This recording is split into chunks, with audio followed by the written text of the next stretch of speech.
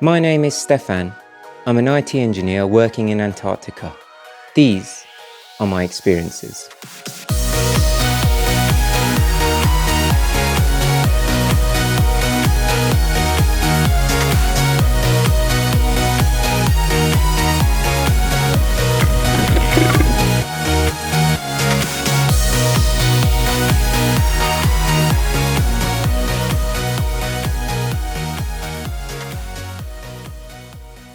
Hello!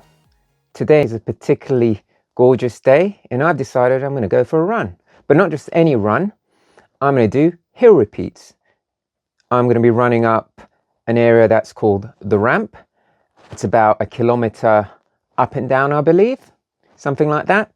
And I'm going to try and do maybe 4 or 5 repeats, see how it goes. The first time I've done it, it's snowy on the ramp, so I've got trail shoes. Let's see how that goes. So this is why I'm wearing this Dayglow top. I've got this on, a buff to keep me warm, and my running hat, which is underneath my other hat. Gonna put my sunscreen on and the sunglasses. However, it's not as simple as just running up a hill.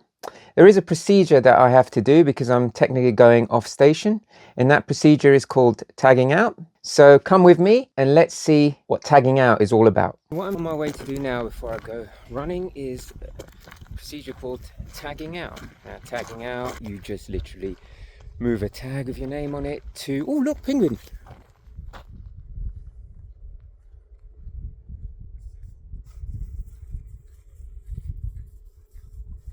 At this point, in my infinite wisdom, I thought it's easier to hold the phone vertically, so I started recording the penguin in portrait format. Sorry about that. It is a penguin. It is getting rather close.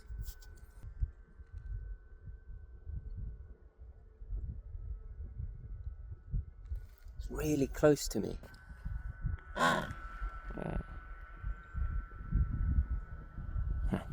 Very nice. So these penguins are quite a few places. We saw 2 yesterday at night. This one seems to be on its own. Walk around the base. Very close to a penguin. Ooh. Meant to stay 5 meters away, but it keeps coming towards me. Go away. Right. Alright, see you. Penguin's going. Penguin going. Yay, it's sliding. There it goes. Yay. Yay. Oh, it's coming back. They're so funny. Before I was rudely interrupted by that penguin, I was going to explain the tag out procedure. So what we have to do is when we're going off station is to tag out. So I'm going to try and explain what this all means. This is the tag out board. It's how we keep track of where people are around the station. So on the left, in the green area here, you have more everyone's tags. These are people's names. And the green zone represents what's called the inner station. This is basically the main part of the station. And you have people's names next to their rooms, usually. It doesn't mean they're in their rooms, but it just means they're on the main part of the station, either in the dining hall, at their workplace, or in their room. So up here, there's my name somewhere. There it is. So I'm in room 4 of the place called Admirals. That's my accommodation block, and I'm in room 4, and this is my roommate. And you can see everyone else's rooms here. Then we have Giants, another accommodation block, and up here Vikings, a third accommodation block. In Giants, people tend to be 4 to a room. In Admiral, 2 to a room. Not sure about Vikings. I think it's 4. Those are where most people are most of the time. Then you have other zones like the runway. So why the hell would you have a zone as runway? Why are people running on the runway? Well, because you can actually go onto the runway to run if you want to. When it's closed and there are no planes, they don't let you outrun planes. It's not a good idea. That's why the runway is a separate zone. And you have some other things out here like out of hours, new arrivals. New out of hours, I'm not sure what that's for. New arrivals are the people who are about to arrive. There's a group of people about to arrive actually today, and their tags we placed somewhere up here wherever they'll end up staying. And finally at the bottom, ship visit. This is when a ship is moored and you can go and visit it, or people from the ship are visiting. I'm not sure which way around. Probably if you go and visit the ship and you're staying there for a while. I think that's what it is, ship relief. In fact, well, it tells you up here what everything is for. Yes, it is for ship relief. Next, we have Around the Point. That's just walking around the local peninsula. So on this map, you can kind of see it here. It will be just walking around this blue path. So that is known as going around the point, and you would tag out here, put your tag there, and then put it back when you've come back. And then up here we have the local travel area, but as you can see, the local travel area is closed. This is going up out of the station. You go up the local ramp that I ran up. I'm going to run up, I should say. You go up there and you go further, and that is the local travel area. So when I'm going to go running, I'm going to take my tag and place it here, and that will indicate I am in the local travel area. In my case, this local travel area is called the ramp. It's not going far, it's just going up the local ramp, up the hill that leads to the path that goes out onto the glacier, effectively. But the glacier bit is closed, but the ramp going up is open. As I head off to the ramp, which is up here, it is just this bit there, my finger there, between those two lines. I just wanted to talk more about what the local travel area is.